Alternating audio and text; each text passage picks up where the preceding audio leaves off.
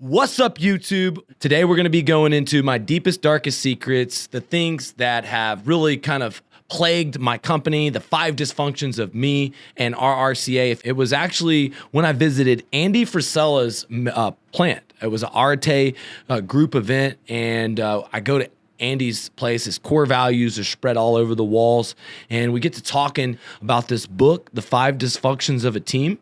Check that out right now. Go check that out right now, seriously. But more importantly, I went and picked up this book after this awesome RTA event. We learned a ton of information at Andy's place, but this is probably the biggest gold nugget from a mastermind, because getting inside this book, I realized that A, there's a lot of different areas in my life that I'm a hypocrite. B, I was the root of my biggest problem. And C, that there is an unfair advantage to business that's not technology, it's not sales, it's teamwork. And that is the one thing, because it's so rare that an organization with a good group of people can add volumes of productivity, profitability, and quality of life just by getting on the same page. I'm going to talk with you through this episode, through some of my darkest times, and share some of my secrets. I'm also going to give you a play-by-play on RRCA's quarterly meeting, where we got real personal. We built trust. We identified how to have conflict. We worked through the framework of the 5 dysfunctions of a team.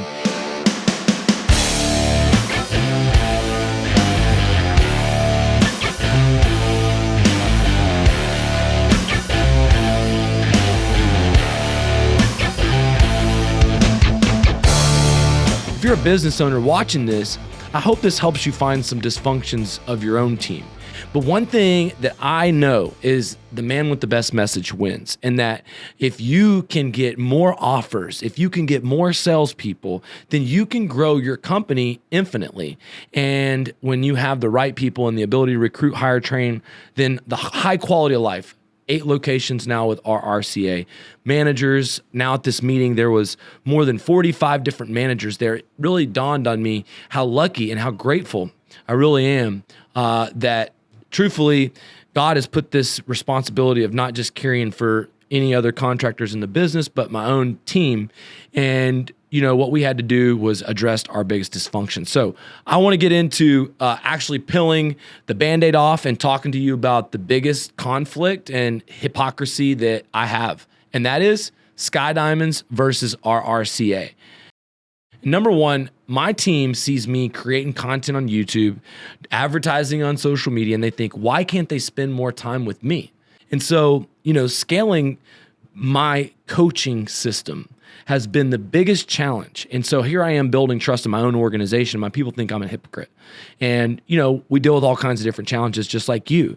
Maybe you struggle with recruiting good salespeople. Well, guess what? Even though we have a brand and we're advertising on social media, even though we have a recruiting funnel, we struggle with hitting the numbers that I want to hit. You know, I have an insatiable idea. I'm trying to build the wealthiest organization in roofing. So I want all of my 8 GMs recruiting and hiring trained door-to-door sales reps like my clients have been. Last year, we've doubled in sales for the last 2 years. And so I'm very lucky, but success creates new problems. And one of those new problems is basically, you know, I'm creating this event, and this event was very good for my team to get personal development, but it took a lot of my time. It was $500,000 that we spent. We changed contractors' lives. Ed Milet, Brad Lee, Myron Golden, a whole group of contractors, and my guys were in the audience thinking, hey, why can't I get a little bit more one-on-one time with Lee? How come we can't execute this marketing method that he's talking about better in our own self? Or maybe, why can't we recruit as well? And that's the ultimate thing. How many sales reps we have succeeding in the field? And what I don't ever want to be is an empty suit. And one of the challenges I deal with is, you know, getting everyone to build a personal brand, which means using social media as much as I do. I understand there's a lot of people with reservations about that. There's also a lot of other issues inside of the company. Our company is growing very fast. A lot of people say it's better to work for a small company than the big company. I say it's bullshit. The big company's got tons of resources. I have a huge advertising budget, hundreds of thousands of dollars to generate leads. We generate lots of leads, but the reality is that when it comes down to it, the salespeople, the sales managers, the people that have their backs, the GMs, that their whole book of business depends on sales.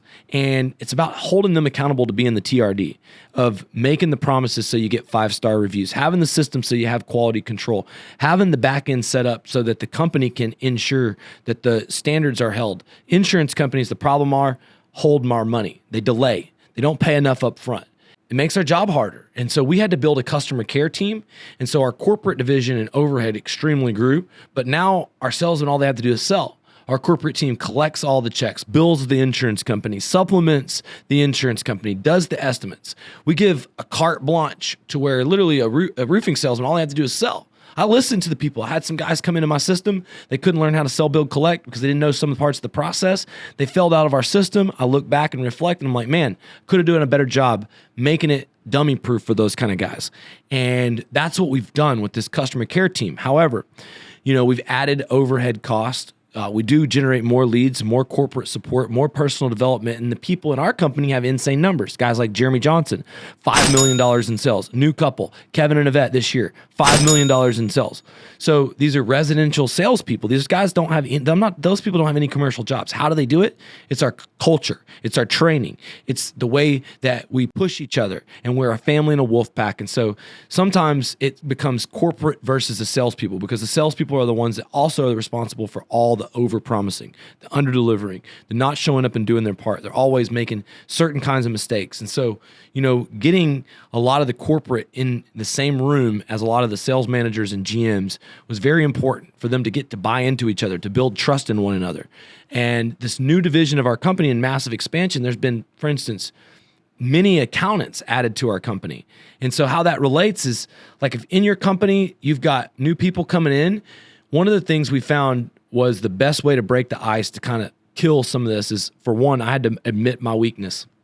So if I say that I've been a bad leader, it's because I hadn't gone first and led by example. I haven't been asking the hard questions that need to be asked. I haven't forced the clarity and closure on getting the buy-in and commitment. There's been a lot of times where I'm so busy, I'm not confronting the difficult issues. And when at the very base of it, forcing the actual results. Whenever I got in the business, I had failed out of college. I had practically completely broke myself and was completely desolate. Almost went to jail for 6 months. And my dad prevented me from having to go to jail because I said stupid stuff to my probation officer. I was sober, no weed, no alcohol for 2 years into the roofing business. And it helped me kind of get a leg up and get started. That's maybe a little bit of background y'all don't know about me. I will say I kind of track back my relationship with God and having that kind of weird moment in my life to that age where I was 5 years old, where I remember I'm mad at God, being mad. And that's where a lot of the things that I struggle with growing up. Now, I think 5 years ago when our company was in bad financial places and we were in debt and I didn't know where we were going to get the money to pay for, I was in church and I gave my life to God. I gave my finances to God, and I started realizing that this purpose, I'm not perfect by any means. And then we went around the room, and I was really moved because we have a new chief operating officer who I met at the boxing gym. His name is Jason. He's a great guy. He's been helpful to me to implement systems, which means he's helping me hold the line. He's enforcing protocol and getting more of a corporate structure. And he's really helped me kind of get a lot of the old Wild West ways put to bed.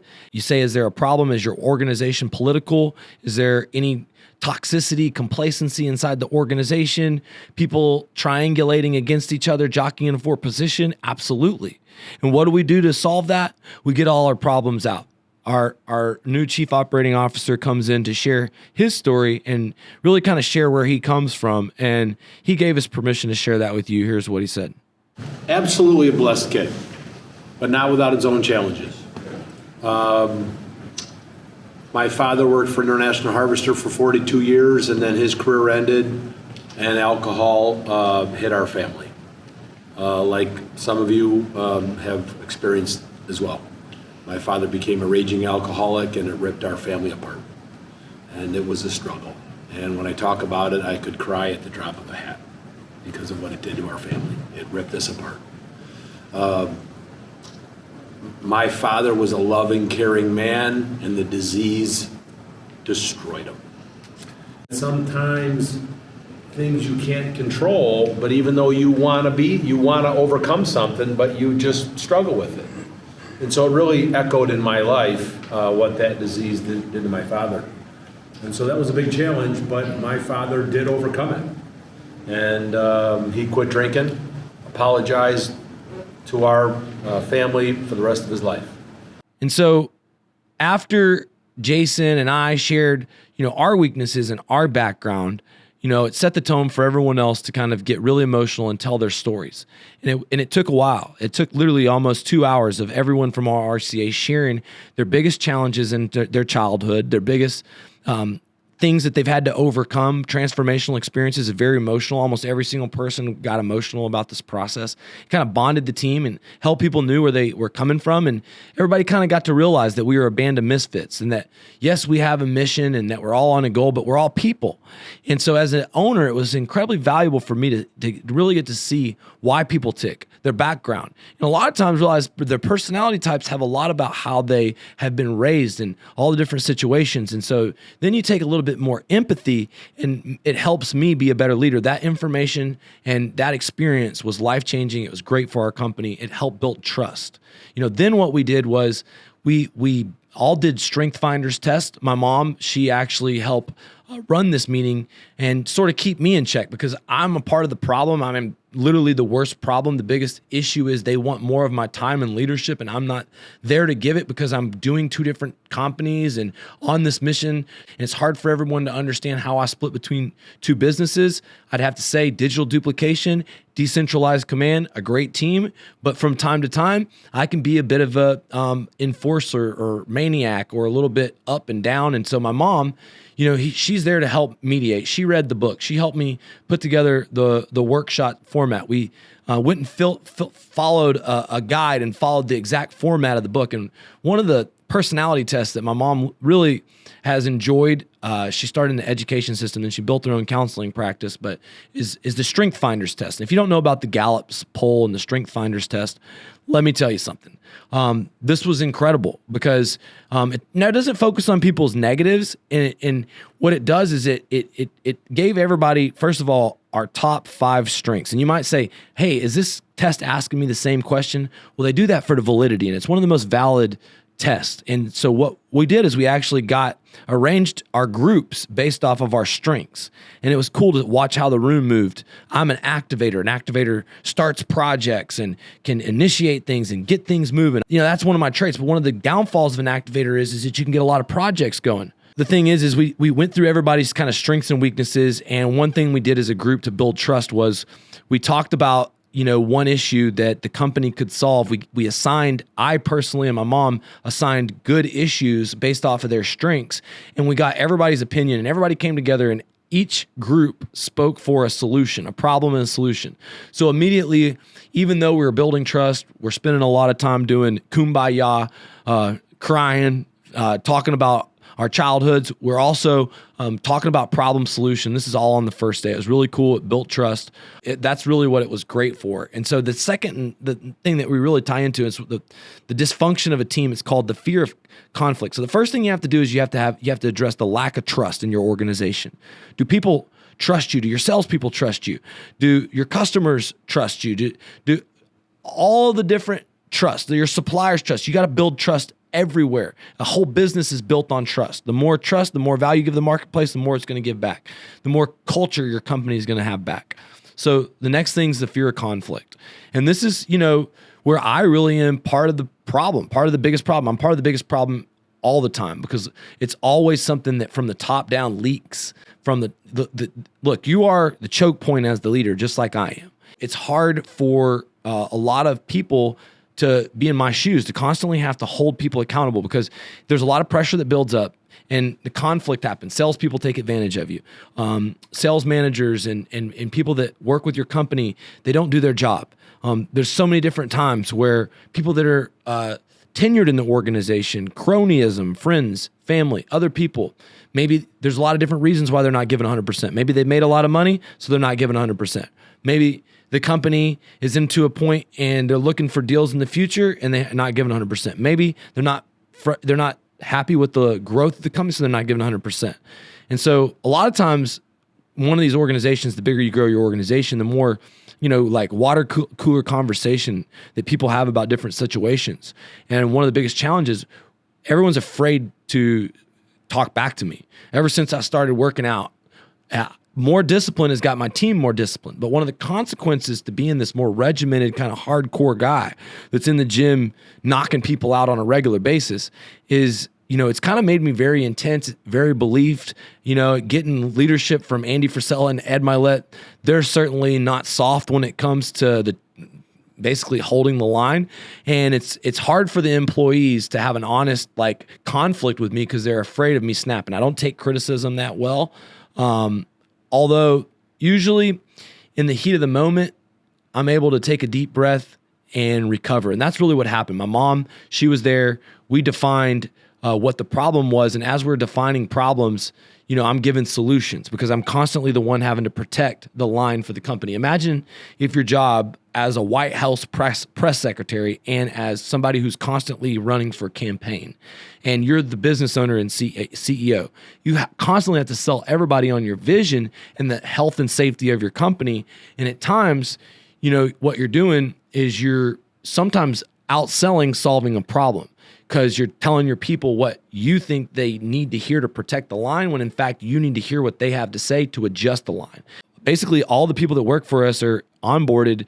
We have our own workman's comp blanket coverage, and the people that work with us are employees or people that have covered workman's comp. And all the new changes with production have really, really made it harder for some of the salespeople to get the jobs that they would usually get built in 2 weeks or 3 weeks in a little bit longer of a time or a little bit different. And so we've had to address some of these issues. And one of the things we're doing is building in-house crews. And one of the things that we had to do is kind of identify exactly what's acceptable in conflict and what's not.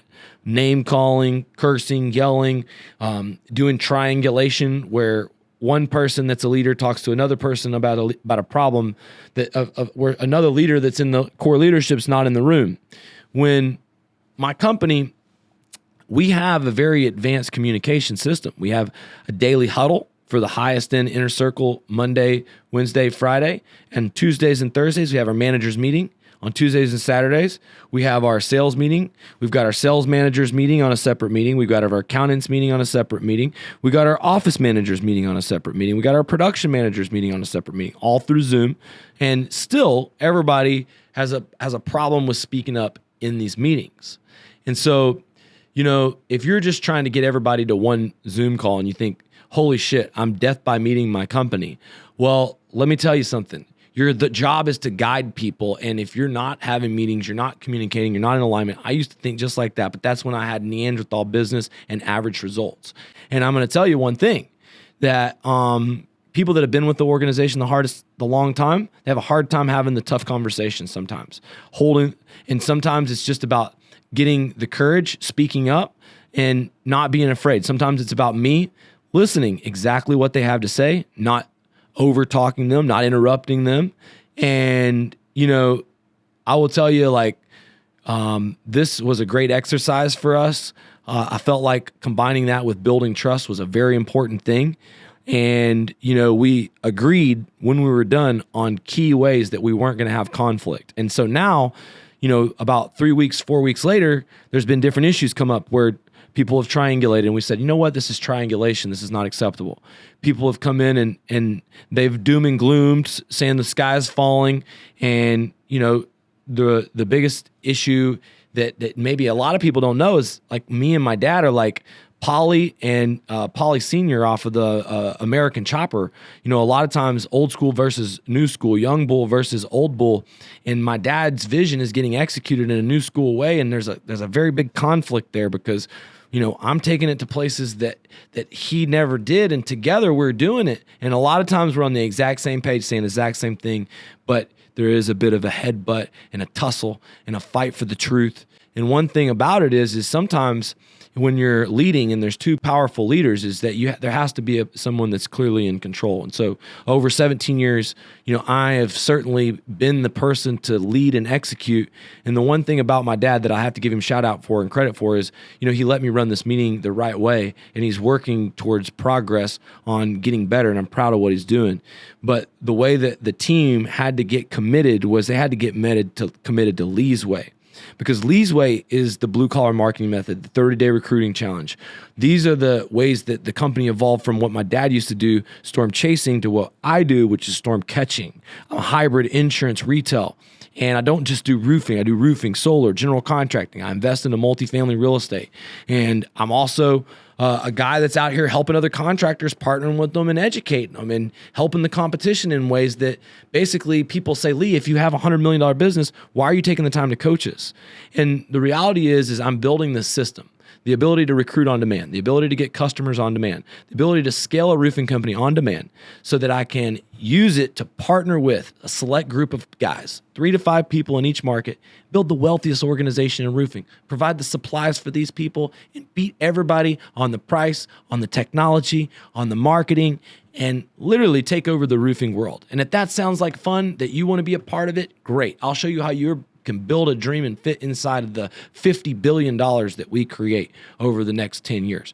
But what I want you to know is the way that how we do it, it's proven. It's not my way. It's a combination of what my uncle's way was, my dad's way was, all of my coaches, what I learned from Russell Brunson, Grant Cardone, what I learned from Ed Milet, Andy Frisell, and more importantly, what I learned from coaching hundreds of different roofing contractors, hundreds of different types of contractors that were good at door-to-door, or good at operations, or good at leadership, or good at their CRM. I took from this piece what was good at this piece and added it to my piece, and no one else has the results. And so what I did was I got everybody, committed to the process by doing a 30-day recruiting challenge. And the one issue in my company, this dysfunction, is I am an insane animal for personal development.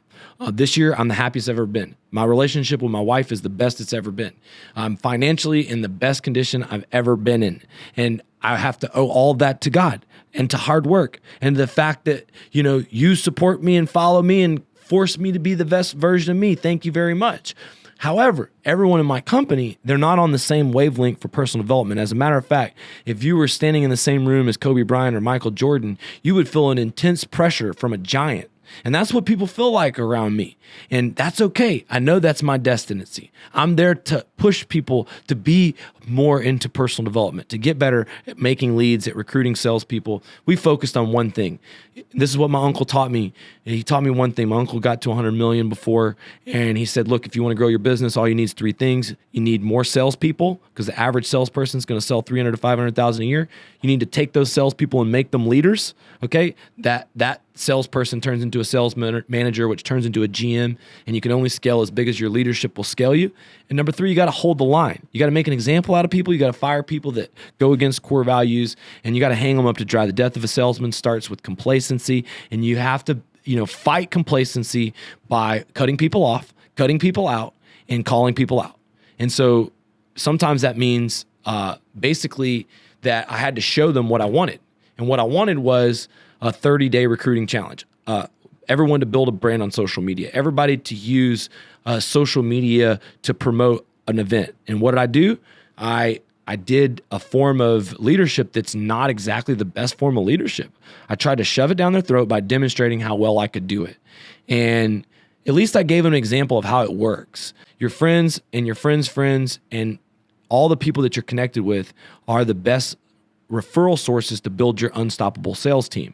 And what you have to do is you have to sell through your name list, your successful stories, your successful salespeople. And if you don't have any, you got to go turn people that are your friends into referral partners. The people that aren't interested in being roofing salespeople or solar salespeople, you have to turn them into people that are giving you people that are interested. And you have to use a serious connection to network marketing to really grow your business. And the way we teach it is we teach it through Indeed, through Facebook, through events, through this network marketing strategy. And I wanted to demonstrate how well it would work. And this fucking thing kind of blew up in my face. The sound was terrible. We got great results through the network marketing, but not great results putting it together on Facebook because I was late to get the video ad produced. We did have a good turnout. We had a lot of good people hired, but it was because we held a contest within our company and gave $1,000 to the person who brought the most people, and everybody was inviting friends of friends, and we put a lot of pressure on our team. Me, Maria, Wilkin, and Jared Janacek, shout out to them. They were coachable, and they executed a good 30-day recruiting challenge. And but the speakers didn't work. People couldn't hear me, and I felt like a jackass, like I was trying to pitch people at the bar on joining a business opportunity. But I had to, improvise, and I started bringing in testimonials, and I started bringing in the crowd, and I started moving around and being all clown. And look, dude, you got to learn how to be a clown. And that was one of the hardest speaking engagements of my life. And you know what? It's funny, because it was actually my lack of commitment to the process that put me in that tough situation. Because I sometimes don't buy into my own process as much as I can. Just because you know how to do it doesn't mean you did it. Now, I winged it, and I got results. Good. And Jared and Maria made me look good, but I thought I was going to come in there and over a 30-day period show them how to hire 20 guys in one 30-day setting. And so to me, my point is, like, you got to get your team to buy in. And the way that I got to get my team to buy in is through training. And so one thing I've seen better is that they're all training in the university. They've all started showing up to my weekly call that I give to my mastermind clients. And I always tell them, I'm like, all these contractors are coming to me for all this advice. They're getting tons of results. And every single Thursday, you can chime in for a call and learn. Some of them don't show up, but a lot of them have been showing up. And so I will say that our buy-in to the process has gotten better, but it's still got a long ways to go. Next, this big dysfunction of the RRCA political organization in Leehaight is not being able to hold the line. Frankly, I've become everybody's friend. My entire life, I've dealt with this conflict that I'm Mr. Blue-collar entrepreneur, work hard, party harder.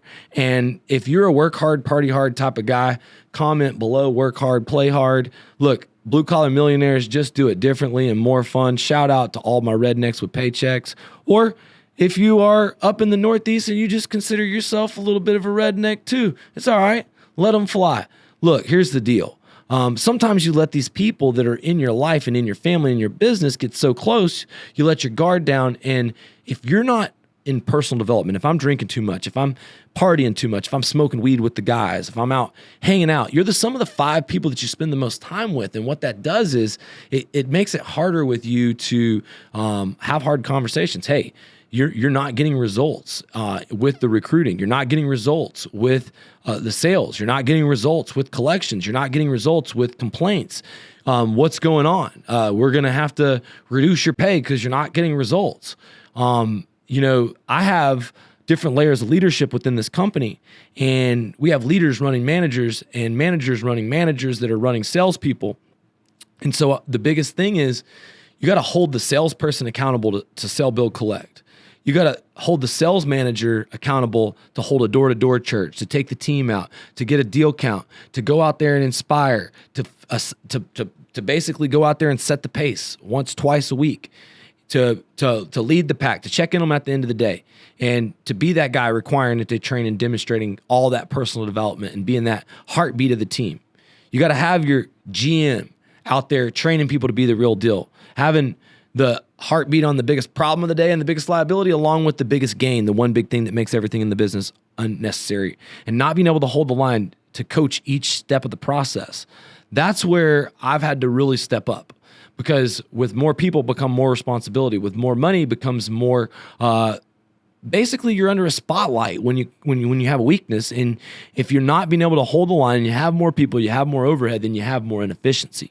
And so the dysfunction of RRCA comes down to accountability. Accountability to train in my system. Accountability to evolve, to learn the whole thing.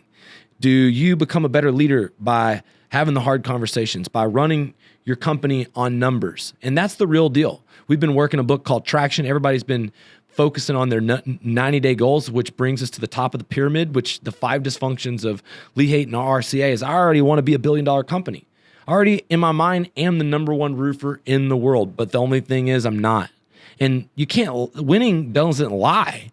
And I am extremely hard on myself. All extremely competitive people are, and I want more results. As a matter of fact, I want motherfucking championships. I want to be the undisputed best facilitator of success in this business. And I want it because I know it's going to mean generational wealth for me and many other families, and it's going to change people's lives, and it's going to give them confidence. And hopefully, dude, money doesn't buy happiness, but let me tell you, it gives you time to focus on it. Let me tell you, when the pandemic happened and I got in a boxing gym, spending a little bit more time doing meditation, spending time with my kids, I got my book out to the masses. The company doubled in sales.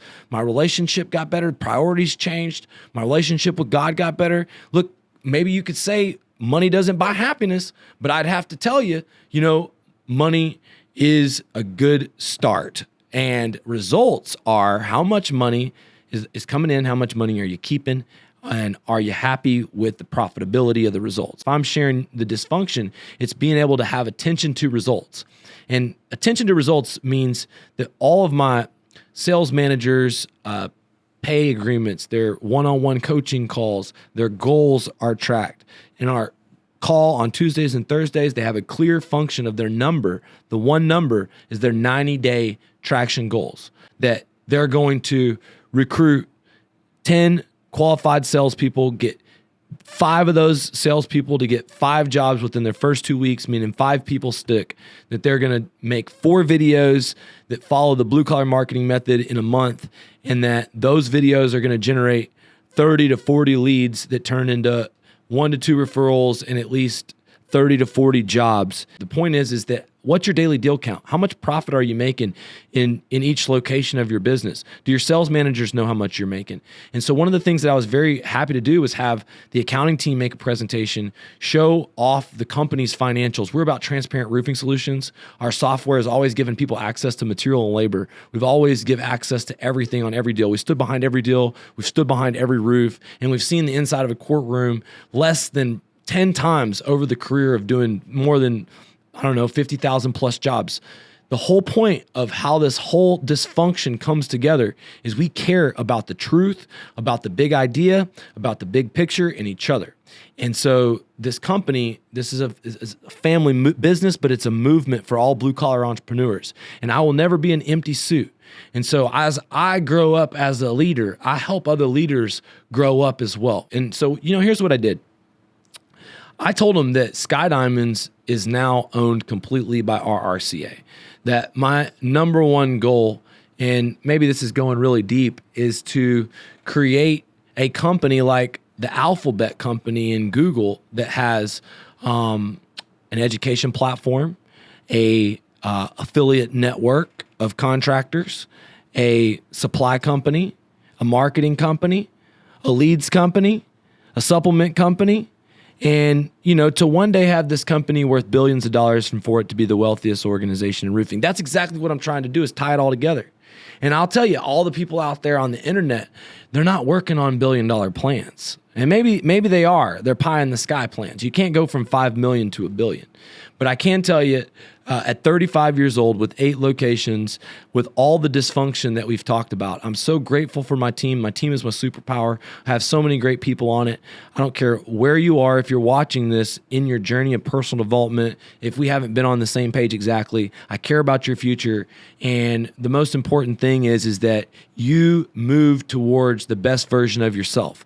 And that's all my job is as a leader. And as a leader, if that means that you start your own company, that you move off into a direction with another company, if you take a different path, look, if you're better off that way, then I've done my job. And that's my role as an entrepreneur, is to trust anyways. Some people are going to move on. Some people are going to take the next step. Some people are going to be temporary. But I have to pour my heart and soul into the whole thing, into every human, because the way I do one thing is the way I do everything. And so tying it all together of how SKYDIAMONDS, the exposure from SKYDIAMONDS, if people don't know you, they won't flow you. How come my newfound commitment to one-on-one coaching calls, to identifying this dysfunction, to eliminating calling them out or talking over them when there's real conflict, being better at taking criticism. This is the way you have to grow. I say if you're not self-aware, you don't have a prayer. And I mean it. And I mean it for myself. I mean, if I don't figure out how to accept criticism better, to be a little bit more laid back and not overbearing? Is Lee a dictator? At times. Is he overbearing? Absolutely. Can he snap and turn into a bear? Yes, it happens. And so one thing I have to remember is that I lose my power in those situations, because my influence and my power is how much I care.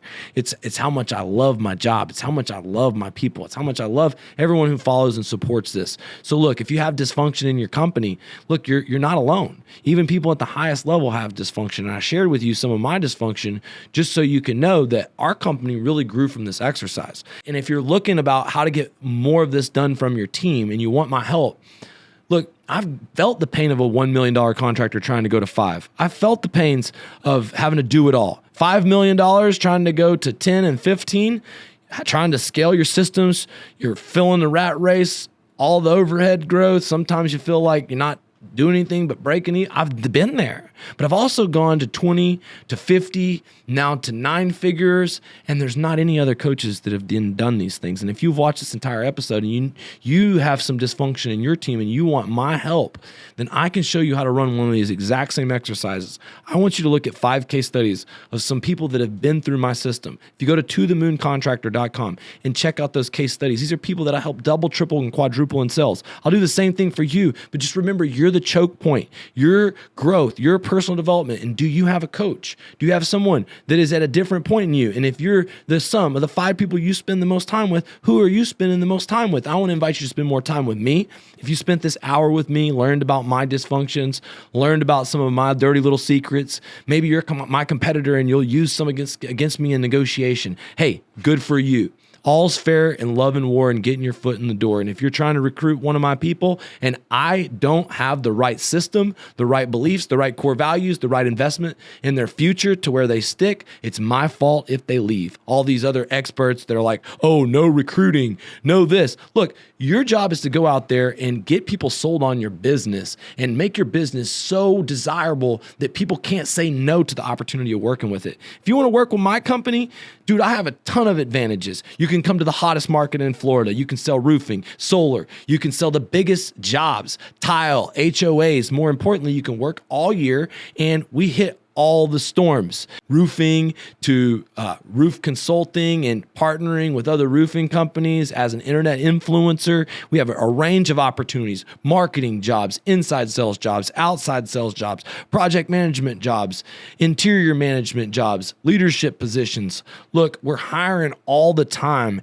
and I'm looking for top performers. So, that's what you got to get practiced at. You got to get practiced at telling the world what you want, over-delivering your vehicle so they can't deny coming to you, and then just getting your message to the masses, sharing all this massive value packaged in this video for you to go out there and make millions of dollars.